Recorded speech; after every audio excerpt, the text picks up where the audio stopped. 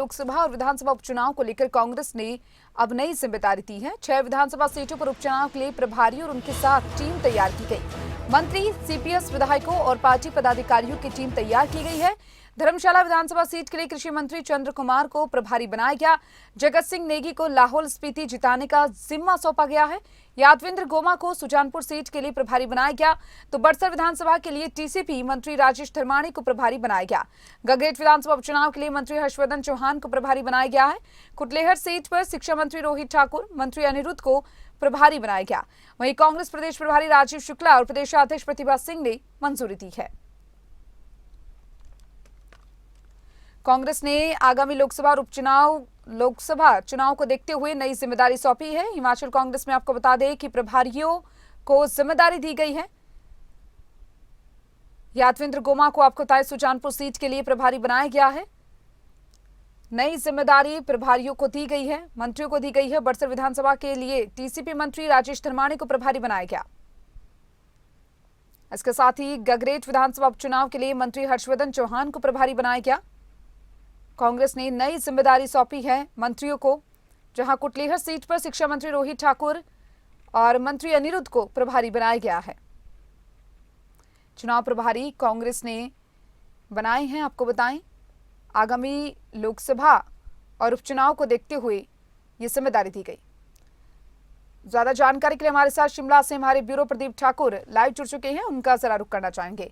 प्रदीप, कांग्रेस ने नई जिम्मेदारी मंत्रियों को सौंप दी है आगामी लोकसभा और उपचुनाव को देखते हुए, क्या कुछ पूरी जानकारी, किस किस को प्रभारी बनाया गया है?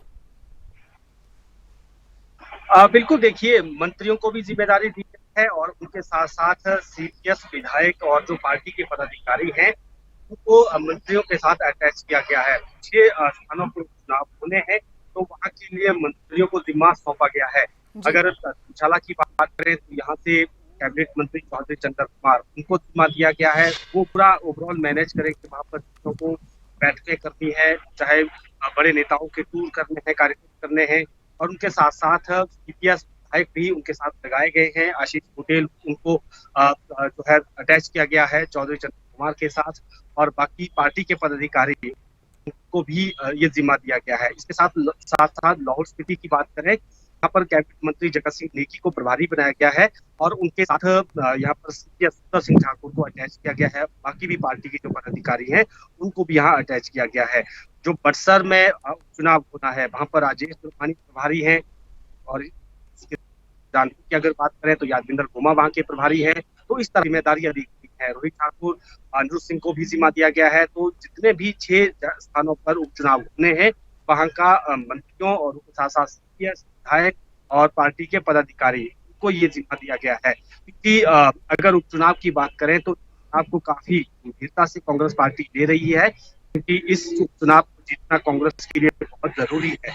और ऐसी स्थिति में अगर बहुमत साबित करने की दिशा में आती है, 68 सीटें हिमाचल विधानसभा की हैं, तो उस स्थिति में 35 सीटें कांग्रेस पार्टी के पास होनी चाहिए, जो अभी 34 है। तो ऐसी स्थिति में कांग्रेस की पूरी कोशिश रहेगी कि उपचुनाव में 6 की 6 सीटें जीते या फिर ज्यादा से ज्यादा सीटें जीते, ताकि सरकार को आसानी से बचाया जा सके, स्थिर सरकार प्रदेश को मिले। क्योंकि दावा बार बार किया जा रहा है कि हम पूरे 5 साल जो है पूरा कार्यकाल पूरा करेंगे।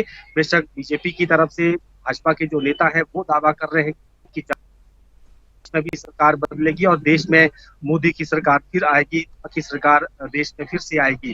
लेकिन अब लड़ाई हम कह सकते हैं कि उपचुनाव पर, हिमाचल में लोकसभा चुनाव से ज्यादा उपचुनाव पर फोकस रहेगा।